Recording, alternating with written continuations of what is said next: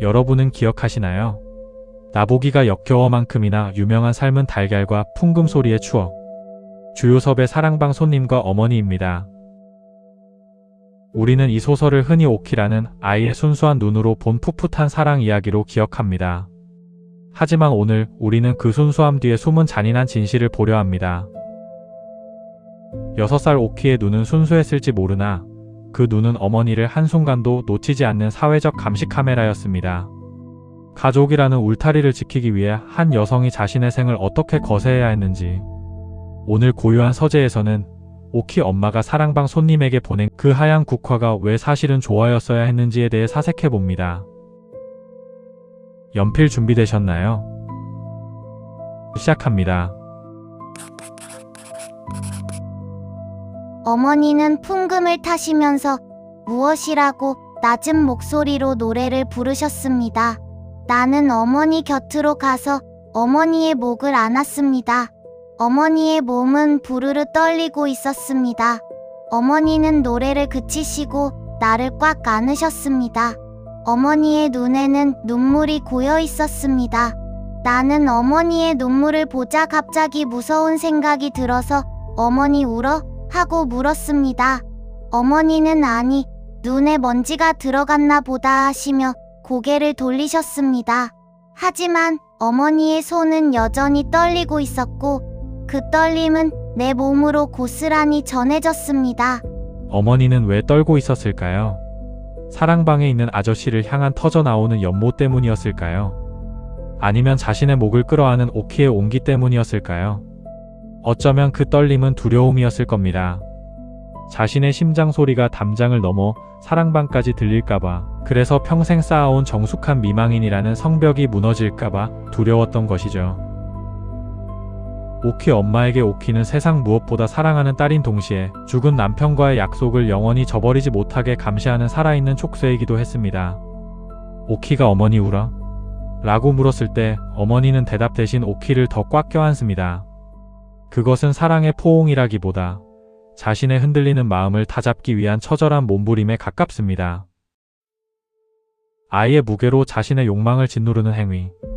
그것이 우리가 숭고하다고 믿어온 모성의 이면입니다. 어머니는 풍금을 타며 억눌린 감정을 쏟아내지만 그 애처로운 선율은 결코 담장을 넘지 못합니다. 담장 밖에는 남편 잡아먹은 년 혹은 수군거리는 세상이라는 날카로운 칼날이 기다리고 있고, 담장 안에는 평생 아버지 없는 자식이라는 꼬리표를 달고 살아야 할 어린 딸이 있기 때문입니다. 결국 어머니의 떨림은 멈춥니다. 하지만 그것은 평온을 찾아서가 아니라 자신 안의 여자를 완전히 죽였기 때문에 가능한 정지였습니다. 어머니는 풍금 소리에 자신의 마지막 비명을 실어보낸 뒤 스스로 침묵의 무덤 속으로 걸어 들어간 것입니다. 소설 속에서 어머니는 이름이 없습니다. 그저 오키 엄마 혹은 미망인으로 불리죠. 그녀가 사랑방 손님에게 마음을 여는 순간 그녀는 어머니라는 성역에서 내려와 여자가 되어야 합니다. 하지만 당시의 유교적 가족관은 이를 허용하지 않았습니다. 오키가 아저씨에게서 받아온 꽃을 보고 어머니가 당황하며 이건 죽은 아빠가 보내준 거야 라고 거짓말하는 장면을 기억하시나요? 그것은 자기 기만입니다. 가족이라는 체제를 유지하기 위해 자신의 욕망을 죽은 남편의 유령 뒤로 숨기는 것이죠. 결국 어머니가 선택한 결말은 무엇인가요? 아저씨가 떠난 뒤 어머니는 풍금 뚜껑을 닫고 열쇠를 잠급니다. 그리고 오키에게 말하죠. 이제 우리는 우리끼리만 살자. 이것은 승리가 아니라 평생을 가족이라는 감옥에 자발적으로 투옥하겠다는 선언입니다. 시대를 건너와 봅시다.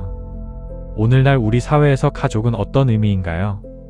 여전히 많은 부모가 자식을 위해라는 명분으로 자신의 꿈과 행복을 유예합니다. 오키의 눈은 이제 스마트폰과 SNS, 그리고 남부럽지 않게 키워야 한다는 사회적 시선으로 변했습니다. 우리는 서로를 가족이라는 이름으로 구속하고 있지는 않나요? 너만 없었으면, 혹은 너 때문에 참는다는 그 다정한 가스라이팅. 소설 속 오키는 엄마의 행복을 방해하는 의도치 않은 방해자였습니다. 진정한 가족의 완성은 서로를 위해 희생하는 것이 아니라 서로가 각자의 모습으로 행복할 수 있도록 방류해주는 것에 있을지도 모릅니다. 오키 엄마가 그 문을 열고 나갔더라면 오키는 과연 불행해졌을까요?